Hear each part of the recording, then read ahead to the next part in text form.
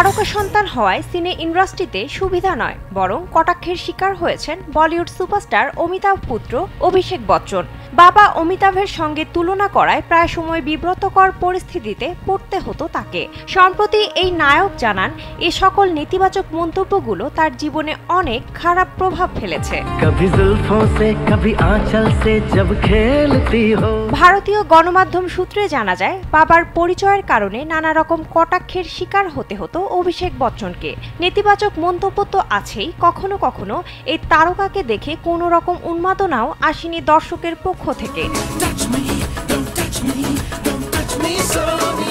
সম্প্রতি এক সাক্ষাৎকারে অভিষেক বলেন, কোথাও যাওয়ার পরে হয়তো কেউ চিনতেও পারল না বা ঘুরেও তাকালো না, এমনও ঘটতে পারে অভিনেতাদের সঙ্গে। আমি একবার একটা হোটেলের লবিতে হেঁটে যাচ্ছিলাম, তবে কারো মধ্যে কোনো উত্তাপ হট্টগোল ছিল না। আমি একজন তারকা, তাই ভেবেছিলাম মানুষ হয়তো হইচই করবে, এসে স্বাক্ষর চাইবে কিংবা ছবি তুলতে চাইবে, তবে সেই দিন কেউই আসেননি। এমন ঘটনাও হজম করে নিয়ে এগিয়ে যেতে হয়।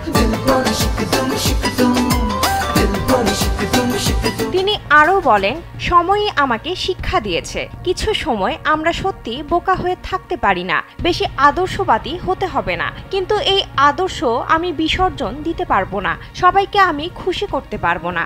ভালো লাগলে থাকুন, না হলে কেটে পড়ুন। যেদিন আমি এটা বলবো সেই দিন অভিনেতা হিসেবে আমার মৃত্যু হবে।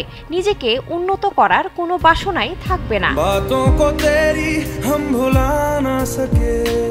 অভিষেকের কথায়, ধুম সিনেমা মুক্তি পাওয়ার পরে কিছুটা বদল আসে তার জীবনে। তারপর থেকে আরো পরিশ্রম করার তাগিদ বেড়ে যায় এই অভিনেতার। তার মতে, অভিনেতারা খুব দুর্বল। বাহির থেকে অভিনেতাদের দেখে ক্ষমতাশালী মনে হয়, কিন্তু ভেতর থেকে তারা ভীতু বাচ্চাদের মতো। এরা শুধুই মানুষের প্রতিক্রিয়ার অপেক্ষায় থাকে। বিনোদন ডেস্ক, কালবেলা।